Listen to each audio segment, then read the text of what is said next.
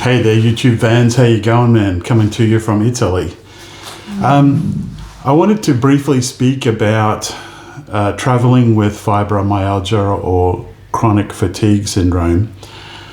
One thing I found very, very important. So, for example, I'm from Australia originally, and this journey was huge. It was probably something about 30 hours of flight time, something like that. And without a doubt, you have to break it up if you are traveling with chronic fatigue or fibromyalgia. Now, I kind of swallowed my pride somewhere into the flights, and I started asking for wheelchair assistance from the airlines and from the airports, and that was a really good idea because some of these airports, guys, are huge, especially like Changi in Singapore, Dubai, Doha. These kind of places are really big. The smaller local airports aren't quite as bad, but just getting that help and then people letting you on the plane earlier and helping you on the plane was a really good idea. Also, there was something else in there. Yes, I had to save up for premium economy and business class. Now, I'm a very big guy.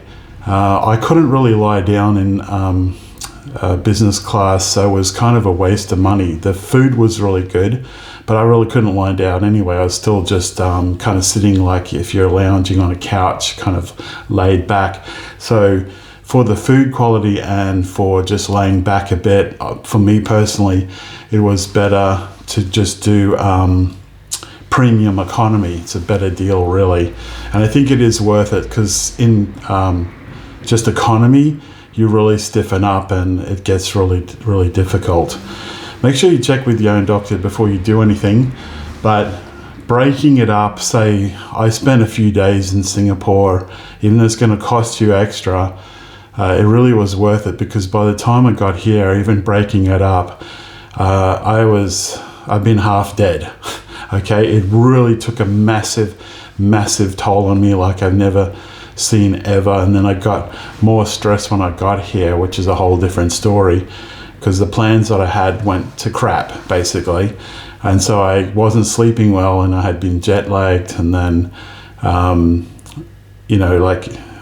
exhausted and hungry and everything. So the other thing is I noticed you try and honor the time zone that you're going to. What I mean by that, try and get daylight into you and try and get into the routine of sleeping when you're supposed to be sleeping and waking up when you're supposed to be waking up. Now, this time around, it actually took quite a long time for me to do that. I'm starting to get there. I'm still going to bed fairly early though. 9 o'clock was my latest last night, but it was I was up at about 5 or so, which is probably enough sleep, but can't seem to get enough sleep. Just look after yourself when you get to your destination. Don't plan anything straight away because you're probably not going to be in any kind of state to do anything. Just eat, sleep, relax, feed yourself, take your meds, and then when you recovered a bit, start doing stuff like I'm starting to do today.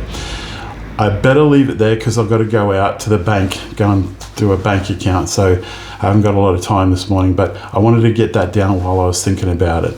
I'm using my ceremonic mic that I packed away.